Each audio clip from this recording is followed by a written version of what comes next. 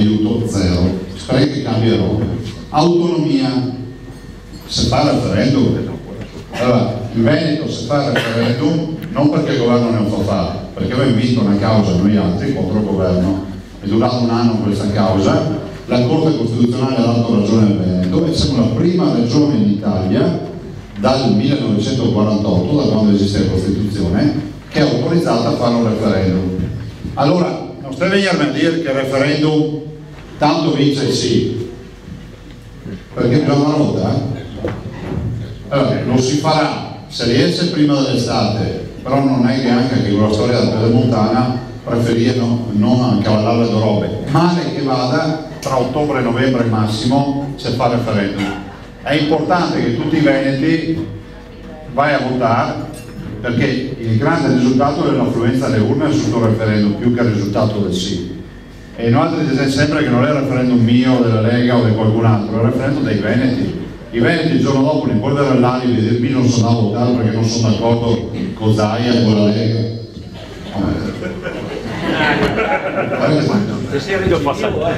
Guarda che ascoltiamo tutti. E non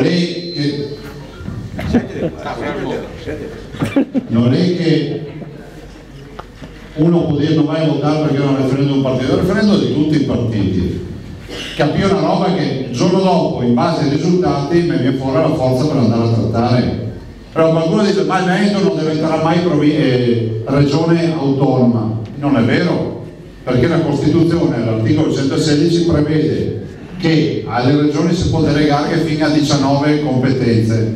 Allora se noi altri ne delega tutte queste competenze siamo come Trento e Bolzano, è scritto in Costituzione. Dal 2001 a oggi, che è l'anno nel quale è stato fatto l'articolo della Costituzione, non è stata una regione che ha una delle 19 competenze. Ovvio che Roma non le dà queste competenze, però se si va al voto e se va in maniera pesante, che comincia ad avere affluenza del 70-80%, capì che la roba cambia perché te va a Roma e te pone una questione. Se poi qualcun'altra soluzione per diventare autonomo e farlo per dire come che si fa. Mi so che bisogna farlo nella legalità e seriamente. Il referendum non lo fai per strada con i gazebo, serve il certificato elettorale, dove andare ai seggi come al solito, là trovi gli scrutatori, trovi le urne, trovi le cabine elettorali, trovi i militari che fa guardia ai seggi, alla fine si fa il sfoglio e vengono fuori anche i risultati. Cioè una roba seria sul referendum. Però la forza, ripeto, che ne viene data a noi altri è solo direttamente proporzionale a quanti che va a votare.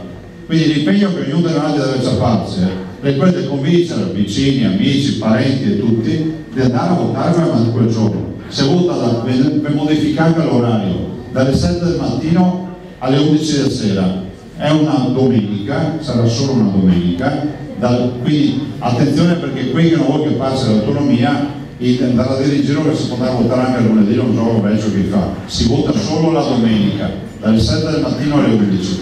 I risultati li vedi direttamente la domenica sera e mi spero che siano risultati forti. Se non ci saranno risultati, la cartellina dell'autonomia sarà lì, è chiuso, basta tutti i parole a casa nostra, o è l'autonomia, o è anche Trento Bolzano, chiuso. Questo...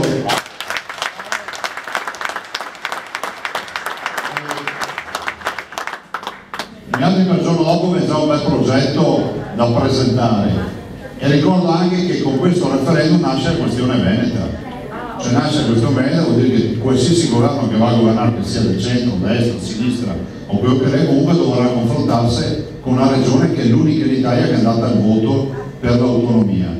Il quesito sarà: vuoi tu che la regione Veneto, vuoi che la regione Veneto abbia ulteriori forme di autonomia? Chi che crede che il Veneto deve essere più autonomo deve scrivere sì, chi che lo vuole più centralista e legare Roma scrive no, e chi che no. È fondamentale che tutti votano, anche quelli che votano, perché il referendum ha un valore se va tutti a votare. E dopo che sarà anche chi che si astiene, chi che annulla le schede, però è fondamentale da votare. Non aggiunge altro la ragione, Arezzo prima che deserto, noi abbiamo la campagna elettorale delle comunali, e chi crede del nostro comune o anche chi non è del nostro comune e che ha amici in giro, che mai dei residenti qua, l'aiuto è ben accetto. Insomma, adesso immagino che i ragazzi poi presenterà la squadra, il candidato, quello che sarà, è fondamentale che tutti vedano la mano. Grazie, buonasera.